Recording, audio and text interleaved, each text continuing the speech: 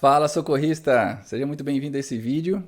Nesse vídeo eu vou fazer uma análise desse atendimento, mas é sempre muito difícil você fazer uma análise de um atendimento quando ele não deu muito certo, né? Porque geralmente o pessoal vai criticar a sua análise e realmente a atitude que foi a melhor atitude é aquela que foi feita na hora da ocorrência, porque é muito fácil, atrás de uma mesa você dar opiniões, né? O que eu vejo muito quando você faz um atendimento e às vezes ele não sai da maneira perfeita, é que não adianta culpar o socorrista que está lá na ponta, porque há todo um sistema até chegar essa informação lá. Então você tem uma responsabilidade da organização para poder levar esse conhecimento até o socorrista que está lá, você tem uma responsabilidade do Estado para deixar a sociedade cada vez mais resiliente, capaz de solucionar seus próprios problemas. E nesse caso aqui a gente consegue aprender bastante com tudo isso, porque a gente vê que a sociedade não tem resiliência e a informação não chegou para os socorristas. E se você for analisar o comportamento dos socorristas, eles até têm uma informação, só que é uma informação muito fragmentada e desatualizada. A gente vai ver isso passo a passo.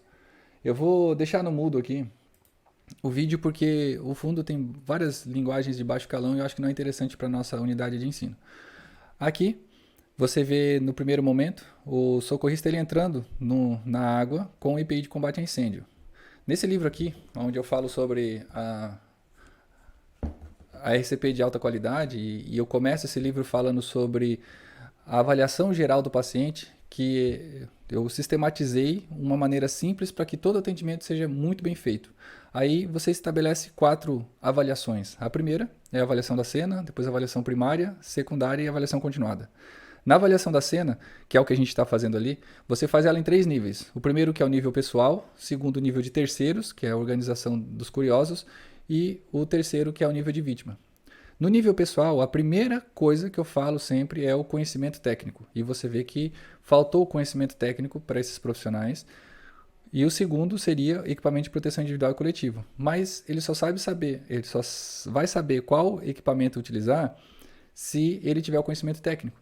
Então, como ele falhou nesse aspecto, ele também falhou no segundo, que é o equipamento de proteção individual e coletiva. E o terceiro é o equilíbrio físico e emocional.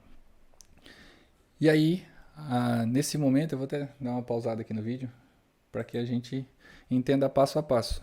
Nesse livro aqui, ele tem a sistematização certinha para como você vai trabalhar em qualquer caso de emergência, mas muito mais voltado a uma parada cardiorrespiratória. Essa remoção que ele fez da água, esse segundo livro aqui, ele também fala sobre a RCP de qualidade, só que sobre as causas especiais, as causas de hipóxia, que no caso é um afogamento. No final do livro aqui, lá pela página deixa eu mostrar aqui, 120 e poucos, isso, 120, eu mostro, através de anos de experiência, como que a gente faria para poder resgatar uma vítima que ela está submersa, utilizando ainda dos populares para poder fazer uma varredura visual, uma corrente humana, para que a gente consiga tirar essa pessoa da água o mais rápido possível. Nessa situação, é muito comum você ver críticas a respeito do socorrista, mas você vê que é uma sociedade que ela não está resiliente, porque as próprias pessoas ali poderiam ter retirado essa pessoa da água e ter iniciado as compressões torácicas só com compressão, sem as ventilações. E aí, nessa parte aqui, da página 120 em diante, eu explico certinho como que você vai fazer para fazer uma busca num ambiente como esse aí, que não tinha corrente de retorno, ou num ambiente com ondas, ou um ambiente com corrente de retorno forte, inclusive essa aqui, né? Essa aqui seria a técnica para esse. Depois eu deixo as fotos aí para vocês entenderem. E aí vamos dar continuidade, ainda nesse mesmo, falando sobre esse mesmo livro aqui, a gente explica como vai fazer a posição lateral de segurança. Então, nesse caso, a vítima já está em PCR, você não precisa lateralizar ela. Você coloca ela já na posição para iniciar a RCP e já começa a RCP. Aqui eu vou dar uma pausa também, porque muitas pessoas acham que o que ele está fazendo é uma coisa muito errada, né? Mas esse método é um método de Von Howard. Quando eu falei para vocês que esses profissionais eles têm a informação só que está fragmentada, eu estou falando disso. Então, o método de Von Howard ele era aplicado em 1871. A informação chegou até essa pessoa, só que ela está muito fragmentada do que é o atual. Então, você vê aqui, né? Depois eu mostro as fotos para vocês também, a técnica que ele está sendo aplicada. Depois ela mudou um pouco, né, para o Morse Shift, que é praticamente a mesma coisa, só que vira a pessoa e faz o mesmo movimento, só que nas costas. E aí foi até a evolução que nós temos hoje da Sobrasa e da American Heart Association. Por mais que o Brasil hoje seja uma referência mundial na recuperação de afogados, nós ainda temos muito déficit de informação. E isso cabe a nós, que somos especialistas da área, se posicionar para que essa informação chegue ao maior número de pessoas possível. Então, nesse caso, pessoal, que a vítima já está em parada cardiorrespiratória, retira ela da água e já inicia a RCP. Não precisa lateralizar, não precisa se preocupar em tirar a água, porque as próprias manobras de RCP vai fazer com que essa água saia.